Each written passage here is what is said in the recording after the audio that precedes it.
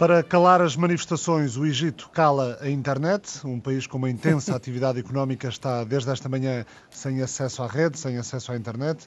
As autoridades procuram por todos os meios travar o impacto das manifestações diárias que exigem a demissão do presidente Hosni Mubarak. Bom dia, Miguel Portas. Primeiro foi a Tunísia, agora o Egito. O que é que se está a passar no mundo árabe? Está a passar-se aquilo que nós chamaríamos em Portugal um processo revolucionário em curso, uma revolução, e uma revolução por contágio, que está a contaminar todos os países do sul do Mediterrâneo. São países que têm algumas características em comum e depois diferenças apreciáveis entre si. Quando a revolução começa na Tunísia, nós temos na Tunísia basicamente um regime policial. Ou seja, em que há 160 mil polícias para 30 mil soldados. É uma diferença. No Egito é completamente ao contrário, é uma sociedade fortemente militarizada. Cleptocratas temos em todo o lado. Ou seja, presidentes que acabam por transformar o seu lugar num instrumento de enriquecimento da família e, enfim, e dos seus aliados mais próximos. Isto, por exemplo, já seria natural em Marrocos, que é uma monarquia, ou seja, onde o monarca detém propriedades sem fim. Mas já não é aceitável numa república, que é o caso da Tunísia, ou o caso do Egito. E depois há diferenças, há outras semelhanças. Por exemplo, o desemprego entre a juventude é enorme e estas sociedades já são sociedades muito mais instruídas do que se possa pensar.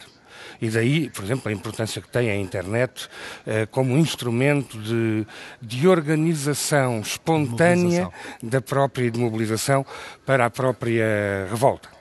Isto são as revoluções das redes sociais, basicamente. Não, isso acho que também é um pouco um exagero. Ou seja, nós estamos a falar de sociedades onde as revoluções ainda são à antiga. É verdade que na Tunísia essa revolução tem até algumas semelhanças com a Revolução Portuguesa. É uma revolução pacífica, basicamente pacífica, ao contrário da egípcia, que pode acabar num banho de sangue. Pode acabar num banho de sangue, não é inevitável que acabe. Mas na Tunísia é uma sociedade muito informada, é uma sociedade menos conservadora do que as outras. Era uma sociedade, por exemplo, onde sempre houve o aborto legal, portanto, em condições legais. E, portanto, desse ponto de vista, não estamos a falar de países iguais uns aos outros, que seja tudo a mesma coisa, não é? Mas é verdade que há duas legitimidades, claramente, na Tunísia, que estão na rua. Uma é a legitimidade na rua, outra é a legitimidade do desespero do antigo poder que se procura adaptar de qualquer modo.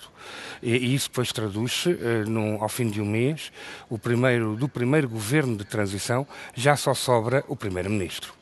Portanto, vamos ver como é que se realizam as eleições, mas a possibilidade de se estabelecerem duas legitimidades, como em Portugal, na Revolução Portuguesa, ao longo dos próximos 2 anos, é muito forte.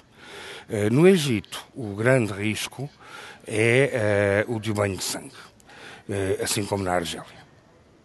No Egito, esse risco de banho de sangue, o Le Monde, a manchete do Le Monde hoje é a raiva, a cólera egípcia causa embaraços às diplomacias ocidentais. Ou seja... Bom, as diplomacias ocidentais devem estar todas lavadas em vergonha.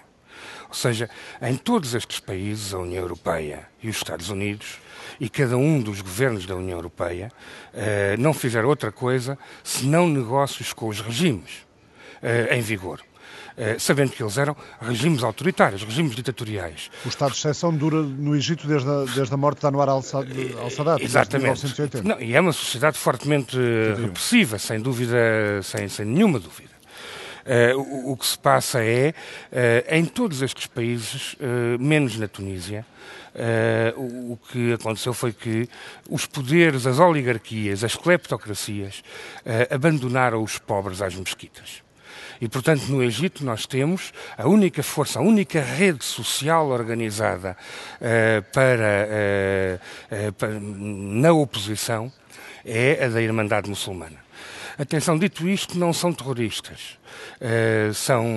São redes conservadoras, mas que fazem muito trabalho social, são redes sensíveis também ao sofrimento dos povos, e os índices de pobreza no Egito, nomeadamente na periferia do Cairo, que é uma megalópole de 14, 15 milhões de habitantes, os índices de pobreza extrema são impressionantes. E, portanto, é evidente que é uma rede social antiga, não uma rede social moderna, que acaba por poder dar a expressão a este enorme protesto. Agora, há uma coisa que é indiscutível. Os povos do sul do Mediterrâneo estão-se a levantar contra os seus opressores. Isso para os governos europeus parece ser um problema, porque sempre fizeram negócios com os ditadores. Para mim é uma extraordinária notícia, é a primeira grande notícia deste sul do Mediterrâneo nas últimas décadas. Miguel Portas, muito obrigado. Até para a semana. De nada.